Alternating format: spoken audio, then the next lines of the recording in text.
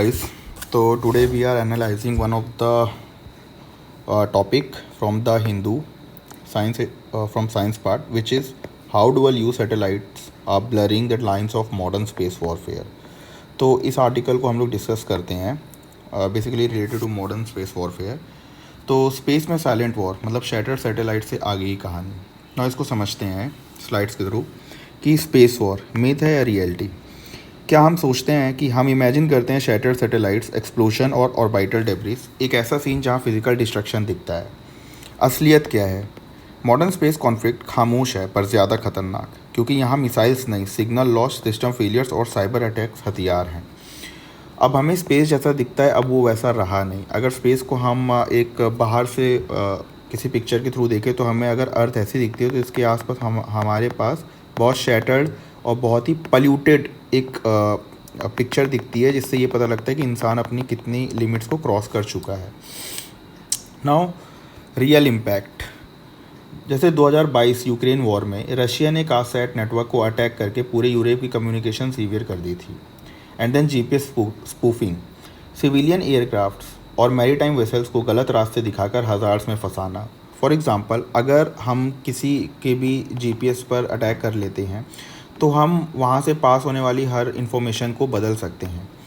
And then system weaponisation, एक platform की अपनी सेफ्टी लॉजिक को ही उसके खिलाफ यूज़ करना. ठीक. Now coming to next, which is space warfare के 3 साइलेंट वेपन.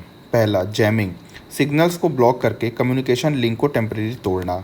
ठीक है. देन स्पूफिंग, मतलब कि फॉल्स डेटा भेजकर जीपीएस कोऑर्डिनेट्स और नेविगेशन को मिसलीड करना, जो कि यहाँ पर हमने देखा था यहाँ पर. ठीक, कि कैसे गलत इन्फॉर्मेशन दिखाकर हज़ार्ड्स में फंसाना. And then third is hacking.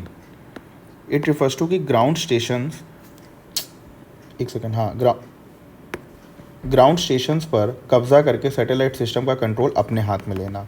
So these are the 3 silent weapons in space warfare. Now legal blind spot. क्या ये वॉर है? हम समझते हैं यूनाइटेड नेशन के चार्टर आर्टिकल 2 क्लॉज 4 को, जिसमें लिखा है कि इंटरनेशनल लॉ मतलब यूज़ ऑफ फोर्स को प्रोहिबिट करता है, पर साइबर ऑप्स पर ये क्लियर नहीं है, क्योंकि फिजिकल स्मोक एंड फायर नहीं होने पर लीगल एक्शन मुश्किल हो जाता है. ठीक है. देन अब इसका समझते हैं functional strike, the new reality. Breaking is the new shattering. इसका मतलब है कि अगर डिजिटल इंट्रूजन से एक सैटेलाइट को ब्रेक कर दिया जाए तो उसका इम्पैक्ट फिजिकल स्ट्राइक जैसा ही होता है. स्ट्रेटजिक और इकोनॉमिक कॉन्सिक्वेंसेस आइडेंटिकल है. Then coming to next one, which is attribution gap. कौन है हमला? ठीक. स्ट्रेटजिक एनोनिमिटी, प्रॉक्सी नेटवर्क्स और स्पूफ्ड आइडेंटिटीज से अटैकर को पहचानना मुश्किल होता है. देन लीगल लाइबिलिटी, बिना विजिबल प्रूफ के इंटरनेशनल लॉ में किसी देश को जिम्मेदार ठहराना इम्पॉसिबल है, क्योंकि वहाँ पर आपको प्रूफ सामने से नहीं दिख रहा है. And then third is aggressive advantage. Invisible nature disruption को अटैकर के लिए एक बड़ा स्ट्रेटजिक एडवांटेज बनाता है, क्योंकि अब जब सामने वाला दिख ही नहीं रहा है तो उसके लिए ये एक एडवांटेज साबित होता है और एजेंसीज़ के लिए उसको पकड़ पाना बहुत ही मुश्किल होता है. देन सिविलियन मिलिट्री डिवाइड का खात्मा. नाउ आजकल सैटेलाइट्स डुअल यूज़ है. सिविलियन जीपीएस और कमर्शियल ब्रॉडबैंड जैसे स्टारलिंक अब इंटेलिजेंस और दोनों टारगेटिंग में हेल्प करते हैं, ड्रोन टारगेटिंग में हेल्प करते हैं. ठीक है. अब तो प्राइवेट कंपनीज भी यहाँ पर इन्वेट कर रही हैं. नाउ स्टारलिंक प्रेसिडेंट, जब commercial network space as a service बनता है मिलिट्री किल चेन्स के लिए, क्योंकि तो पूरा नेटवर्क एक लेजिटिमेट टारगेट बन सकता है.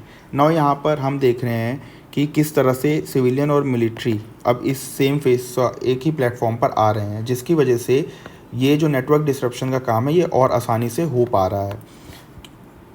नाउ इंडिया की स्ट्रेटजी क्या है? Secure by design, certain guidelines. ये कहता है कि 2026 की जो सर्टेन और एसआईए इंडिया गाइडलाइंस ने साइबर सिक्योरिटी को सैटेलाइट लाइफ साइकिल का हिस्सा बनाया है.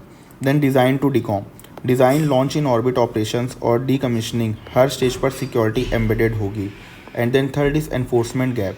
इंडिया एक्सपैंड तो तेज़ हो रहा है, पर रियल टाइम डिटेक्शन और ट्रैकिंग की एबिलिटी को और मजबूत करना होगा.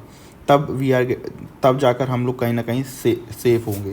ना ये लास्ट में, war is defined by its effects. If cyber operations disable power grids और फाइनेंशियल सिस्टम्स व satellite, it is indistinguishable from a physical strike. Carl von Clausewitz, interpreted for 2026। Now इस पर ग्लोबल साउथ का कितना orbital dependency है। Silent strike का खतरा, जब डेवलपिंग नेशंस का बैकबोन थर्ड पार्टी सैटेलाइट्स पर होता है तो एक साइलेंट स्ट्राइक पूरे देश को ब्लाइंड कर सकती है। क्योंकि अभी हम जैसे देखते हैं कि फॉर एग्जांपल अगर डेवलपिंग कंट्रीज़ में हम अफ्रीकन कंट्रीज़ को उठाएं तो वो लोग तो खुद थर्ड पार्टी सैटेलाइट्स पर डिपेंड होती हैं और उनके डेटा भी कहीं ना कहीं बहुत ज़्यादा शेयर हो रहे होते हैं। तो इसलिए इस फील्ड में अगर कोई ख़तरा आता है तो इन देशों की पूरी इकोनॉमी, इनफैक्ट पूरा सिस्टम ही फेलियर हो सकता है, जहाँ पर गवर्नेंस और इकोनॉमी दोनों पैरालाइज हो सकती है एक सिंगल डिजिटल स्ट्रोक से। ठीक है, एनी क्वेश्चंस, कमेंट। तो the objective is no longer to destroy a satellite but to disturb the society that depends on it. ठीक है गाइस, तो आई होप ये आर्टिकल आपको अच्छे से क्लियर हुआ होगा एंड मिलते हैं नेक्स्ट आर्टिकल में और अच्छी न्यूज़ के साथ।